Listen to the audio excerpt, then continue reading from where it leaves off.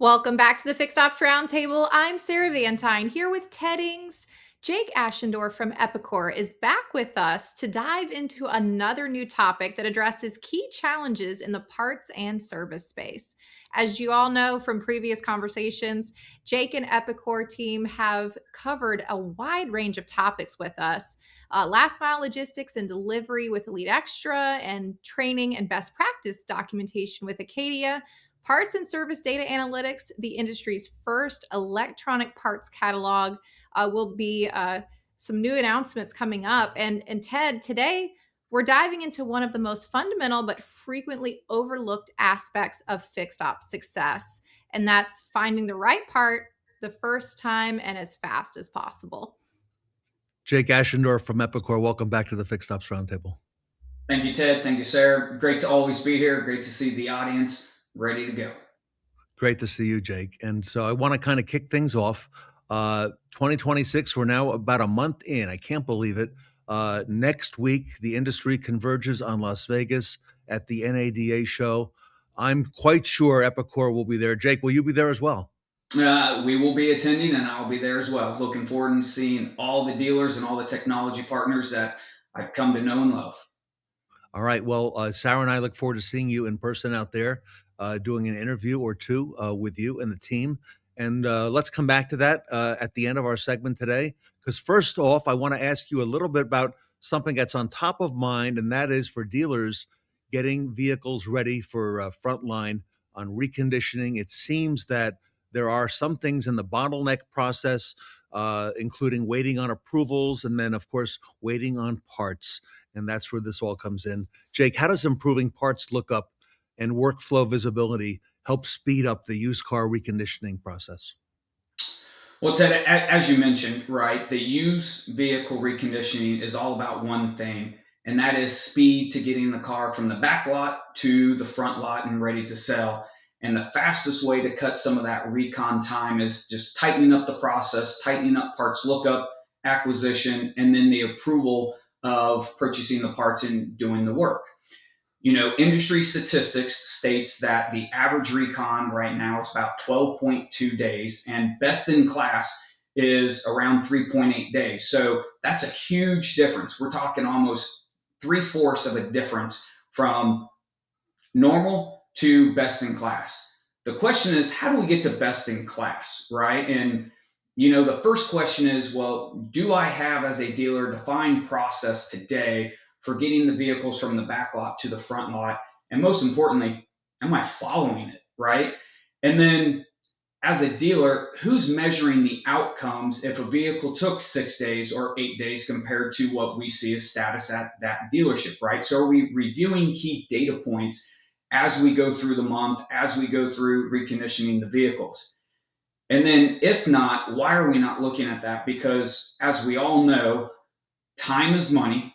And on average, the average cost of the vehicle sitting on the back lot per day, depending on the vehicle and depending on your location, is going to be anywhere between $50 and $80 per day per used vehicle. So if you have 10 to 15 used vehicles on the back lot, as you know, money's just gaining traction and gaining, and you're losing more and more each day as the vehicle's just sitting there. So you're not gaining the sale, you're wasting some money, and God forbid, as you mentioned, the month flips, right? And that vehicle's still sitting on the back lot. What happens to that vehicle value and depreciation?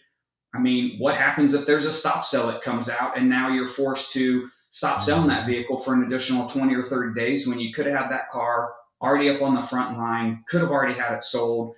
And then as we get closer to model year end out and closes, that vehicle just keeps depreciating as that vehicle sits in the back with all these different factors. So time is key. Money is, the clock's ticking, right? And we all have to watch the bottom line, and that's what it's all about.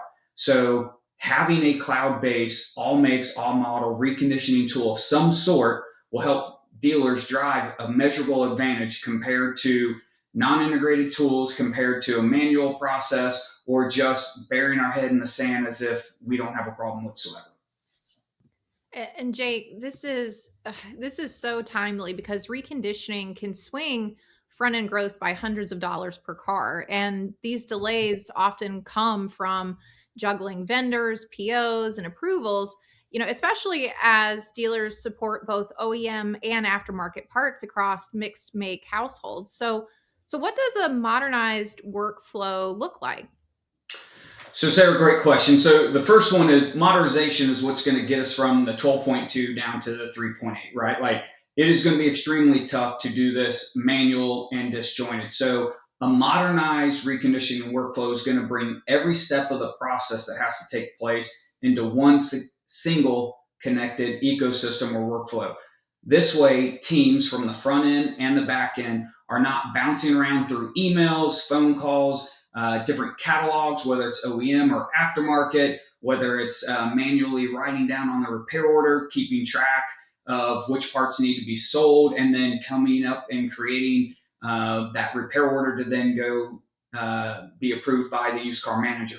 So the reconditioning tools really need to improve to add in all makes and all models. So right now, the majority of the reconditioning tools on the market is just looking and sourcing at your OEM parts.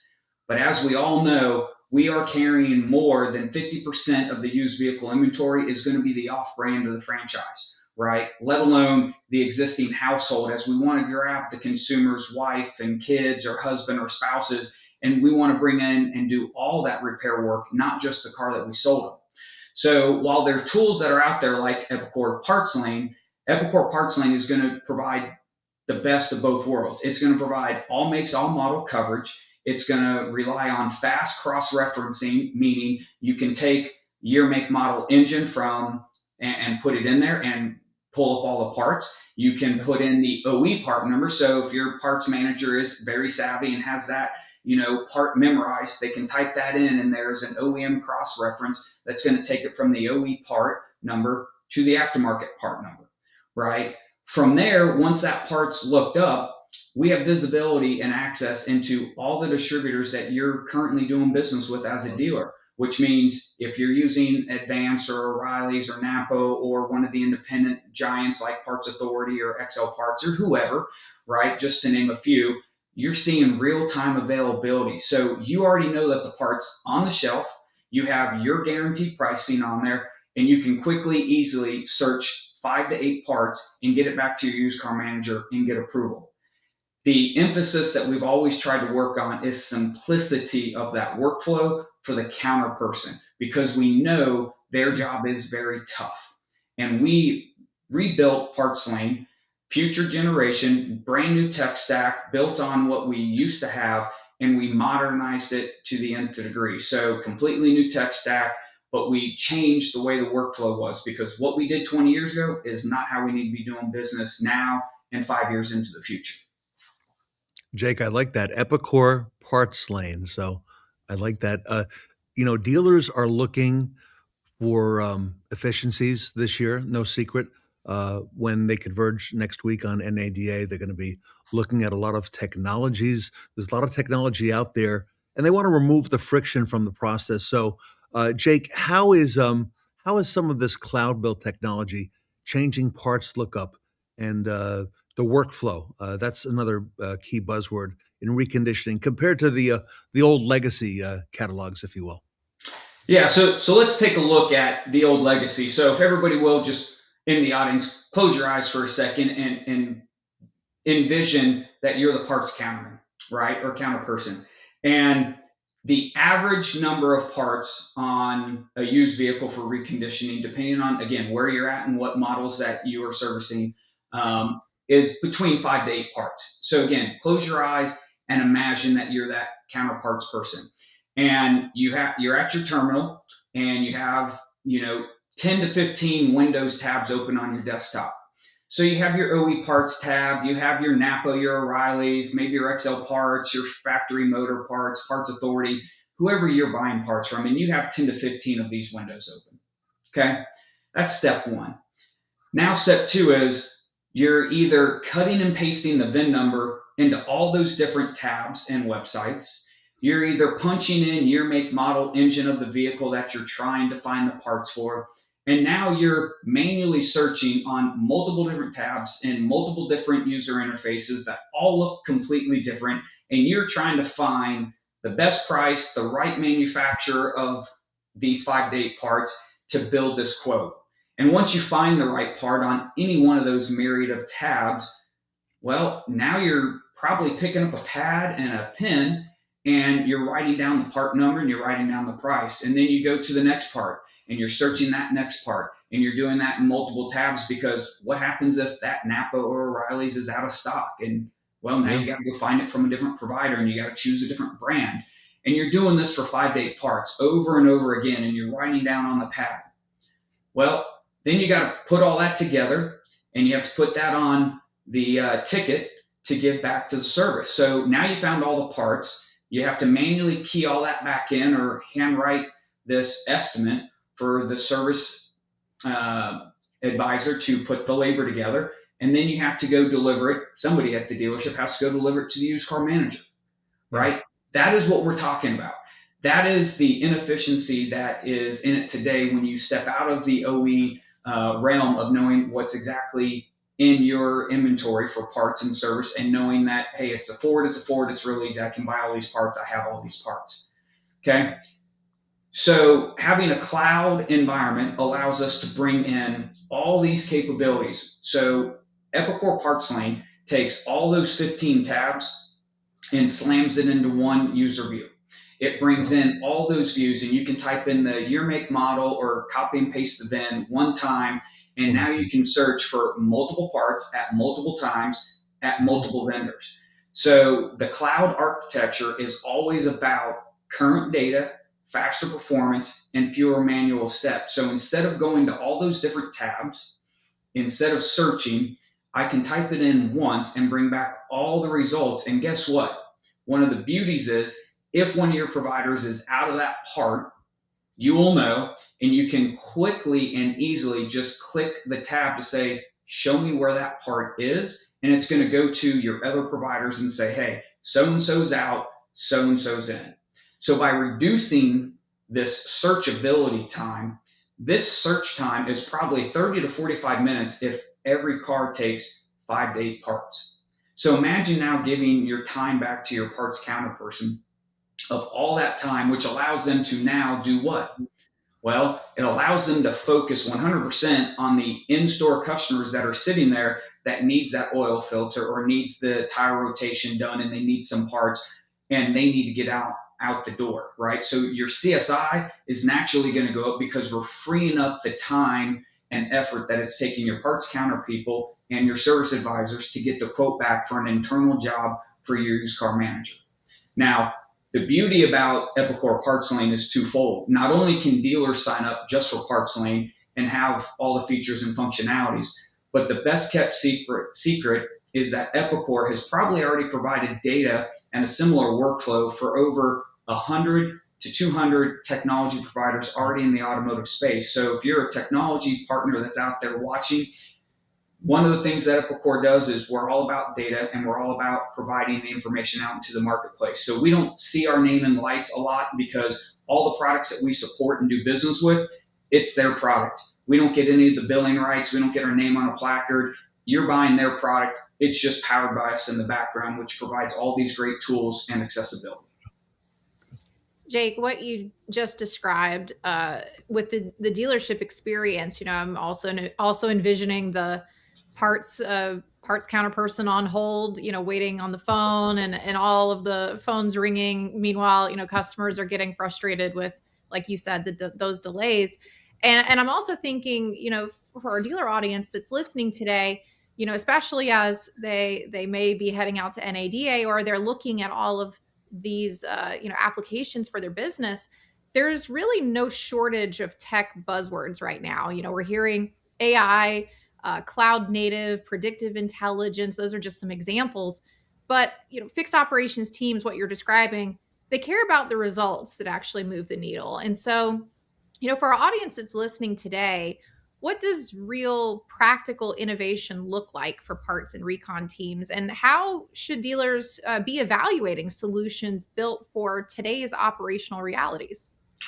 Yeah, Sarah, so I'm going to key on that last part. Is really we need to be building for what's 5 years in the future, right? So if we're looking at just today's technologies, it's great. It's going to get us there. We are constantly focused and innovating, and most tech companies are, right, on what's down the road in 5 years. So all those buzzwords that you mentioned, yes, we love them. I love talking about predictive maintenance, predictive analytics, right? That part movements, AI, large language models, right? At the core, that's really what my business is here at Epicor in the automotive space, right? So innovation needs to be tangible. Okay. And what I mean by that is dealers should be able to evaluate innovation based on the measurable improvements that the recon cycle time, technician uptime, transparency across OEM versus aftermarket sourcing. That's what innovation is, right? And to give you one example of how this has already played out at one of the largest used car retailers in the market, I'm going to give you guys the example of Carvana. So Carvana uses not only AI and large language models, LLMs. Their product name is called Enzo. And what they're doing is they're aggregating all their OEM source data and parts data with all of our aftermarket catalog parts data from Parts Lane, which is enabling their technicians to identify the right part faster and get the right part delivered as fast as possible. Because even if it's recon, it is about speed of the game, whether it's the recon or a customer sitting in the waiting room, right? You want to get that car back off the lift and in the consumer's hand as fast as possible. So meeting those delivery times from your part vendors is extremely critical. But Carvana didn't take it there and stop. They took it even further. So they've also built another tool called Turbocharger, which facilitates the decision selection.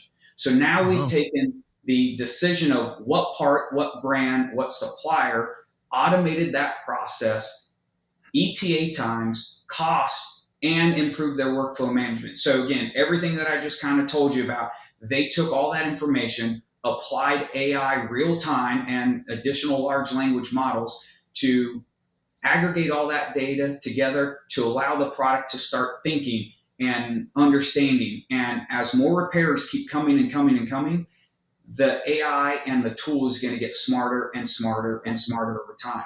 So already in the few years that Carvana has had our technology leveraged within their own tool set, Carvana has seen a massive improvement in overall time required for part sourcing. They've had a reduction in part cost per unit, and they have processed their vehicles in a best-in-class time frame. So that 3.8, probably right around there, because that's where most of the industry benchmarks is doing it. Now, Epicor didn't stop there, and we have plenty of other use cases just like this. We're working with many of the publicly traded dealers out there right now to improve their pre-owned reconditioning workflow at this present moment based on just one use case in Carvana as the example.